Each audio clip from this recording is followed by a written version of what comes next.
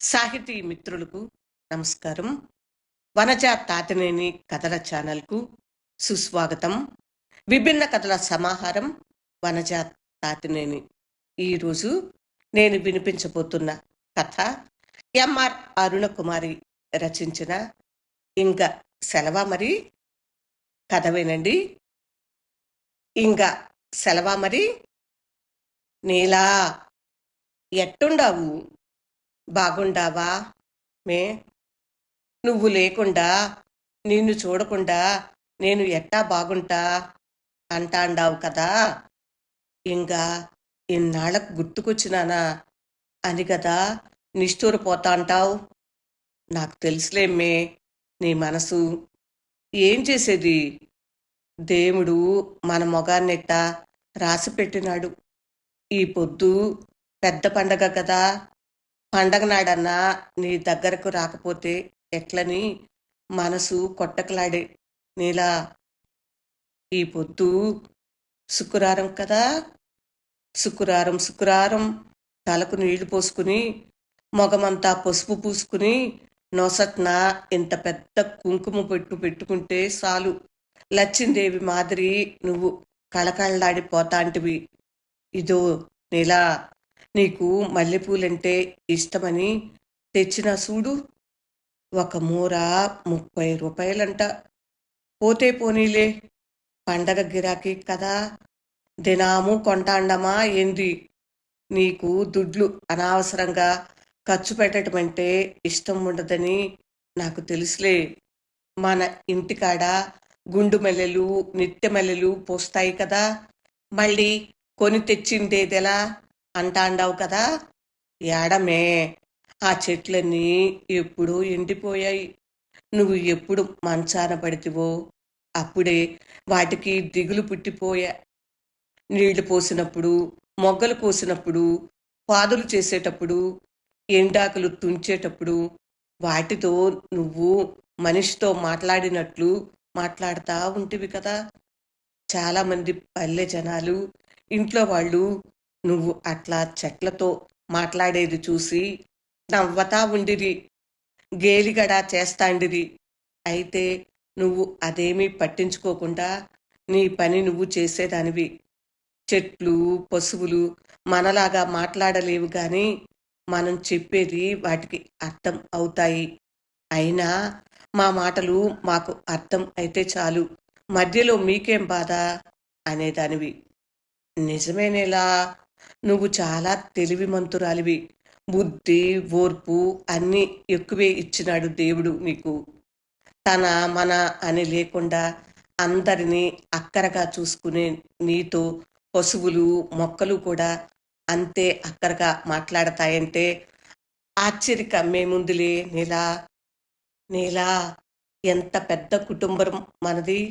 మా అవ్వ, తాత, మా అమ్మ, మా అయ్య, మనం, మన బిడ్డలు, తమ్ముడు, వాడి పెళ్ళాం బిడ్డలు, కాన్పు కష్టమై చచ్చిపోయిన పెద్ద చెల్లి సీతమ్మ కుటుంబరం. సీతమ్మను ఊర్లోనే మా మేనమామకే ఇచ్చి పెండ్లి చేసిరి. తమ్ముడు ఒంటిగా పసిబిడ్డను ఎట్లా సాకేదని, ఇంక వాళ్ళను చూసుకునేది ఎవరని మా అమ్మ ఏడుస్తా అంటే, మా మామను 4 కూతుళ్ళు, 1 కొడుకును మన ఇంటికే తోడ్కుని వచ్చేస్తే, పురిటి బిడ్డ రుక్కును మనకు ఆడబిడ్డలు లేరని దేవుడిచ్చిన బిడ్డ అనుకుంటా నువ్వు ఎంతో అపురూపంగా సాకినావు. చిన్న చెల్లి జీవమ్మ మొగుడు రాని, పోని కరెంటుతో నడిరేత్రి కాడ మడికయ్యలకు నీళ్లు పారించేదానికి పోయి పాము కరిసి చచ్చిపోయా. అత్తింటి వాళ్ళు సరిగ్గా చూసుకోలేదని, జీవమ్మకు చిన్న వయసుని, లేత బిడ్డలని వాళ్లను మన ఇంటికి తోడ్కోరమ్మని చెప్పితివి. ఆ ఆలోచన నీ బుద్ధికే పుట్టును. మా అమ్మ బాధ చూడలేక చెప్తివో నాకు తెలీదు. వయసుకు చిన్నదానివే అయినా వరసుకు వదిన. వదినంటే అమ్మ తర్వాత అమ్మ అన్నట్టుగానే అందర్నీ చూసుకొన్యావు. ఇంక సేద్దిగాళ్ళు మడి నాట్లకు, కోతలకు, చెనిగి చెట్లు పెరికేనప్పుడు, చెరుకు గానుగాడేనప్పుడు కూలోళ్ళు ఉండనే ఉండిరి. ఆ నీలా, నీకు తెలుసా?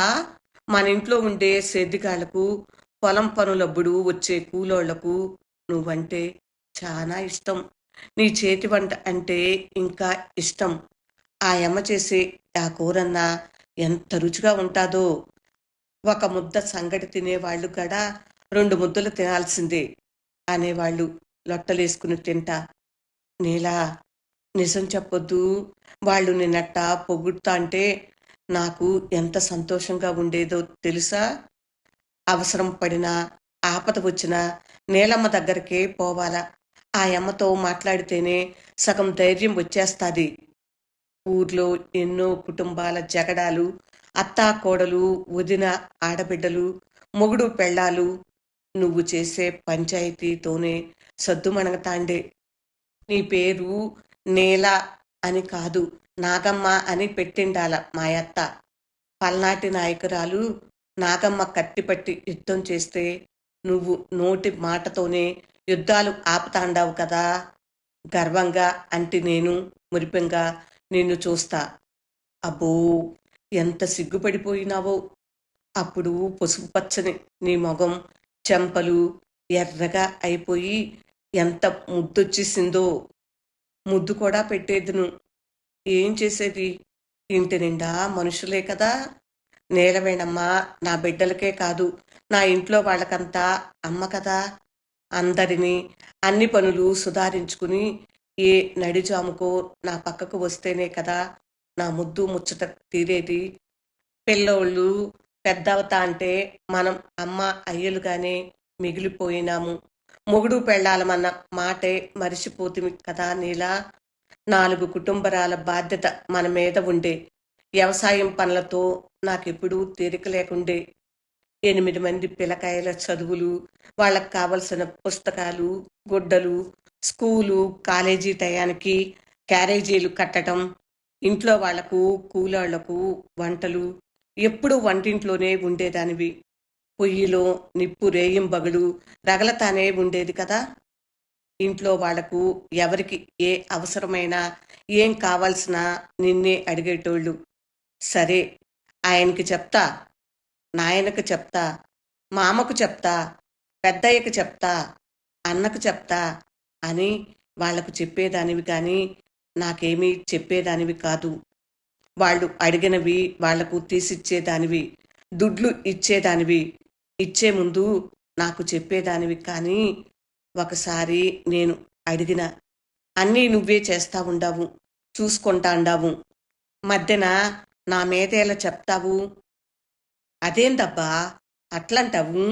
నువ్వు ఈ ఇంటికి యజమానివి, కుటుంబరానికి పెద్ద దిక్కు. ఆ మర్యాద నీకే ఉండాలా. అందరూ నీకే మర్యాద ఇయ్యాలని వాళ్ళకు కూడా తెలియాలా. ఇంటి పెత్తానం, అధికారం ఇంటి మగోడి చేతిలో ఉంటేనే ఇంటా బయట ఆ మగోడికి గౌరవం. అయినా రేయింబవళ్ళు పొలాల్లో పడి కష్టపడి సంపాదించేది నువ్వే కదా అన్నావు. ఎంత బుద్ధి చూపు నీలా అనేది. ఇంటి ఖర్చులు నీటుగా ఒక నోట్బుక్లో రాసి పెడతాంటివి పాలమారకుండా. నెలకో పారి నాకది చూపిస్తా చెప్తాంటే నేను నిన్ను విసుక్కుంటాంటిని. ఎందుకు ఇదంతా రాసేది? నేను ఎప్పుడన్నా నిన్ను లెక్క జమ అడిగినానా? ఎనపెట్టి బేగాలే నీ చేతుల్లో పెట్టేసుండాను కదా అనేటోణ్ణి. అట్ట కాదబ్బా, దుడ్లు ఏట్లో వేసినా ఎంచి వెయ్యాలని పెద్దోళ్ళు అంటారు. జమా ఖర్చులు రాసుకుంటేనే పద్ధతిగా ఉంటుంది. దేనికి దేనికి ఎంత అవుతాందో తెలుస్తుంది. దుబారా ఖర్చులు, అనవసర ఖర్చులు చేయకుండా ఉండొచ్చు. మనకు వ్యవసాయం తప్ప వేరే వరుమానం లేదు. దేవుని దయ వల్ల అదునులో వానలు పడతాండాయి. వేసిన ప్రతి పంట బంగారంలా పండుతోంది. కూటికి గుడ్డకు పిల్లోళ్ళ చదువులకు లోటు లేకుండా గడిచిపోతుంది. చెరుకు గానుగాడి బెల్లం అమ్మినప్పుడల్లా బంగారం కొంటాండాము. ఇంట్లో 5 మంది ఆడపిల్లకాయలు ఉండారు. వాళ్లకు పెట్టాలా, పెళ్ళిళ్ళు చెయ్యాలా? ఎంత ఖర్చులుంటాయి రేపటికి. మగపిల్లకాయల్ని బాగా చదివించాలా? మన మాదిరే మట్టి పిసుక్కునే బతుకులు వాళ్లకు వద్దు. మంచి ఉద్యోగాలు చేసేట్టు చదివించాలా? నువ్వు వ్యవసాయం చేయలేనప్పుడు మాడి చెట్లు పెట్టించేద్దాం. ఇప్పుడు 4 రాళ్ళు మిగల్చకపోతే ఎట్లా అనేదానివి. మంత్రమేసినట్టే కదా నీ మాట. నీలా మనుషుల మాటలు, నవ్వులతో ఇండ్లు, పంటలతో పొలాలు, పచ్చని పందిరిలాగా కళకళలాడిన ఊరు ఇప్పుడు ఎట్టా అయిపోయిందో నీకు తెలుసా? అసలు మనుషులే లేరు కదా ఊర్లో. పొలాలన్నీ బీడుపడినాయి. రతనాల సీమ అని పేరు పోయిన రాయలసీమ ఇప్పుడు రాళ్ళసీమ అయిపోయిందని శివప్పగడ అంటాంటాడు బాధగా. పుట్టిన నేలపైన మమకారం ఎవరికుండదు? అలో లక్ష్మణ అనుకుంటూ ఒక్కో కుటుంబరమే ఊరిడిసి పోబట్టిరి. సన్నబిడ్డల్ని సంకనేసుకుని పట్నాల బాట పట్టిరి. పూలమ్మిన చోట కట్టెలు అమ్మటానికి లజ్జపడి కాదు పోయేది. కాయకష్టం చేసుకుని అయినా పిల్లా జల్లాను సాక్కొందామని, సావకుండా బతకదామని. లేవలేని ముసలి ముతక బిడ్డలు తిరిగి వస్తారు అన్న ఆశ సచ్చి కాటికి చేరిపోయిరి ఒక్కరొక్కరే. పచ్చని ఊరు మశానమైపోయింది నేల. ఇదో ఈ పండగ నెలంతా వీధంతా పచ్చని కల్లాపుతో ఆడపిల్లకాయలు పోటీలు పడి నడిరేతిరి దాకా వేసే పెద్ద పెద్ద ముగ్గులు, మధ్యన గొబ్బెమ్మలు, పసుపు కుంకుమలతో గడపలు ఎంత కళకళలాడుతా ఉండేటివి. కొత్త మేసకట్టు పిల్లగాండ్ల కోడి పందాలు లేవు. పండగలకు ఇంటికి వచ్చిన కొత్త అల్లుళ్ళు మర్యాదలు, బావలతో మరదళ్ళ సరసాలు, ఆట పట్టించడాలు, పెద్దోళ్ల ముసిముసి నవ్వులు, ముసలివాళ్ల మందలింపులు, పండగ వంటకాల గుమగుమలు, పంచడాలు, పచ్చని అరిటాకులు, విందు భోజనాలు, పకపక నవ్వులు, గలగల మాటలు అన్నీ యాడిగిపోయినాయి. ఇవేమీ లేకుండానే పండగలు గడిచిపోతున్నాయి నీలా. నీలా నాకు దుఃఖం కడుపులో నుండి పెరక్క వస్తాందిమే. నేను ఈ బాధ తట్టుకోలేకుండా ఉండాను. నీకు కూడా చాలా బాధగా ఉంటాదని నాకు తెలుసు. నీలా నిజంగా నువ్వు అదృష్టవంతురాలివిమే. ఇదంతా చూడకుండా పోతివి. నిన్ను చూడాలని నేనొచ్చి ఇదంతా నీకు చెప్పి నిన్ను బాధ పెడుతాండాను నేలా. ఊరంతా వెళ్ళిపోయినా మా చెల్లి హైదరాబాదు, మా తమ్ముడు మరదలు బెంగళూరు తమ బిడ్డల దగ్గరికి వెళ్ళిపోయినా, మన శివప్ప రాజన్న తమ దగ్గరకు నన్ను రమ్మని ఎంత పోరు పెట్టినా నేను రానంటే రాను అని మొండికేస్తి. లంకంత ఇంట్లో ఊరంత ఊర్లో ఒంటిగా ఉండేదానికి నాకేం భయమయ్యేలా గాని నిన్ను ఒంటిగా వదిలేసి ఎట్టపోయేదని దిగులేసింది. అట్లని చెప్తే పిల్లకాయలు నన్ను పిచ్చోని చూసినట్టు చూసిరి. అమ్మ యాడికి పోదులే నాయనా, అప్పుడప్పుడు వచ్చి చూసిపోతా ఉండవచ్చులే అని బలవంతరం పెట్టిరి. రాజన్న బొంబాయిలో ఉంటాడు. అంత దూరం నేనేడపోయేది. మన ఊరికి దగ్గరలోనే ఉండే పట్నంలో ఉన్న శివప్పతో పోతి. ఇక్కడైతే అప్పుడప్పుడు నీ దగ్గరకు రావచ్చన్న ఆశతో. ఏం చేసేది నేలా? పిల్లకాయలు పెద్దోళ్ళైపోతే మనం పిల్లకాయలు అయిపోవాల. వాళ్ళు చెప్పేది మనం వినాలి కదా. వాళ్ళ చిన్నప్పుడు మన మాట వినకపోతే మనం వాళ్ళను తిట్టే ఉంటాము, ఒక దెబ్బ కొట్టే ఉంటాము. వాళ్ళిప్పుడు మనల్ని ఒక మాట అన్నా చాలు కదా, కొట్టాలనా ఏమి? అంత దూరం పెట్టుకుంటే మనకేం మర్యాద? నేలా మా అవ్వ, తాత, మా అమ్మ, అయ్య, మా మామ పడక పడినప్పుడు డాక్టర్ని ఇంటికే రాపిచ్చి చూపించేదానువు. పూట పూట మందులు గుర్తుగా వేసేదానివి. గంజి మెత్తగా ఉడికించిన అన్నం, కైమా వడలు వాళ్ళు అడిగేటివి అవసరమైనవి అన్నీ చాలా ఓపిగ్గా వండి పెట్టేదానివి. వాళ్ళకిప్పుడు రుచులు కావాలనా నువ్వు ఊరికే ఒళ్ళు అలిపించుకుంటావు అని మా చెల్లి మరదలు అంటే నొచ్చుకునేదానివి. అదేమమ్మా అట్లా అంటారు? వాళ్ళింకా బతికినన్నాళ్ళు బతుకుపోతారా ఏమన్నానా? వాళ్ళ వయసులో వాళ్ళెంత కష్టపడి ఉంటారు మన కోసం. ఇప్పుడు శక్తి ఉడికి పడక పడితే మనం చూడకపోతే ఇంకెవరు చూస్తారు? 60 దాటితే అరులో మరులో అంటారు. వాళ్ళిప్పుడు చిన్న బిడ్డల లెక్క కదా అని క్లాస్ పీకేదానివి. ఏంది మే నవ్వుతాండావా? నేను క్లాస్ పీకేదానివి అనిన దానికి మన శివప్ప కూతురు కావ్య ఎవరేమన్నా చెప్పబోతే విననే వినదు. నాకు తెలుసులే నువ్విప్పుడు క్లాస్ పీకొద్దు అనేస్తది. మన కాలం మాదిరి, మన బిడ్డల కాలం మాదిరి కాదుమే ఇప్పుడు. అదేందో ఇంటర్నెట్ అంటారట. పిల్లకాయలు ఎప్పుడు ఫోన్లు, కంప్యూటర్లు, అదేంటి ల్యాప్టాపుల్లోనే ఉంటారు. పక్కన మనుషులున్నా పట్టదు, పట్టించుకోరు. అసలు ఒక మాట లేదు, ఒక మంచి లేదు. వాళ్ళ లోకం వాళ్ళదే. ఎవరికి వాళ్ళుగా ఉండాలని అనుకుంటారు కానీ పెద్ద, చిన్న అనే మర్యాద లేదు. అసలకు అందరూ కలిసి ఉండాలనే అనుకోవటం లేదంటే నాకు ఆశ్చర్యకంగా ఉండాదిమే. ఆ మధ్యన మనూరి సేనప్ప గుడికాడ కనిపించినాడు. మనూర్లో వాడి అయాంలో హీరో లెక్కన బతికినోడు. గుడికాడ వాడిని చూసి బిత్తరపోతి ఏడుపొచ్చేసే. రాధా మళ్ళా కొడుకు పెండ్లాం మాట విని ఇంట్లోంచి తరిమేశానంట. ఈ వయసులో ఎట్టా కష్టపడేది? మానం కన్నా ఆకిలి ఎంత చెడ్డదో గాని వాడిని బిచ్చగాని చేసేసింది నేల. నిజంగా నీకు చేతులెత్తి మొక్కాలమే. ఇల్లాలి చదువు ఇంటికి వెలుగని నువ్వు మీ ఊరి బడిలో 5వ క్లాస్ దాకా చదివిన చదువు మన మొత్తం కుటుంబరాన్నే వెలిగించిందిమే. నీ పట్టుదల, శ్రద్ధ వల్లనే మనింటి మగపిల్లకాయలంతా పెద్ద చదువులు చదివి మంచి ఉద్యోగాల్లో ఉండారు. ఆడపిల్లకాయల్ని కూడా చదివించాలని ఆరాటపడితివి గాని మా అవ్వ, అమ్మ పడనీయల. సమర్థాడాక ముందే పెళ్లి చేసేయాలన్న వాళ్ళ మాట నువ్వు పడనీయల. ఉన్నంతలో అందరికీ మంచి సంబంధాలే చేస్తుమనుకో. ఎంతో మురిపెంగా మన కూతురు మాదిరి సాకిన రుక్కుకు మాత్రం పెండ్లి చెయ్యకనే పోతివి. దాని పెండ్లప్పుడు అది ఎంత ఏడ్చిందో తెలుసా? ఇదో ఏడనే కూర్చుని నీకు మాత్రం బాధలేదా? ఏడవద్దని నీ దీవెనలు ఎప్పుడు ఆ బిడ్డకు ఉంటాయని నువ్వు చెప్పే ఉంటావులే. నీలా మహాలక్ష్మిలా నువ్వుంటే కళకళలాడిపోయేది మన ఇల్లు. చదువులని, ఉద్యోగాలని పట్నాల్లో ఏడేడో ఉండే పిల్లకాయలంతా పండగలు వస్తే ఇంటికి వచ్చి తీరాలని నీ మాట వేదం మాదిరి వింటాండిన వాళ్ళిప్పుడు కనీసరం ఫోన్లలో మాట్లాడేది గడా కష్టమైపోయింది. నేనా మాట అంటే శివప్ప నవ్వతాడు. నాయనా, ఇప్పుడంతా పరుగుల జీవితం.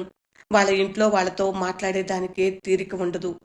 ఇక పెదనాయన, పెదమామ అనుకుంటా నీతో మాట్లాడేదానికి ఎట్లా కుదరతాది? ఇప్పుడు అవన్నీ పట్టించుకోకూడదు.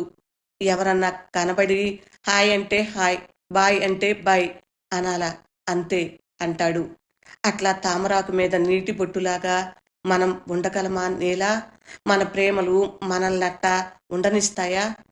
ఏం చేస్తామన్నా మన తరానికి అదంతా కష్టంగానే ఉండాది. కానీ సర్దుకుపోవాల్సిందే అంటారు మా చెల్లెలు, తమ్ముడు. అందర్నీ చూడాలని మనసు పీకుతోంది. కానీ శివప్ప నన్ను యాడికి పంపీడు. దూరాపారాలు, బస్సుల్లో పోయేది వచ్చేది నీ వల్ల కానే కాదు.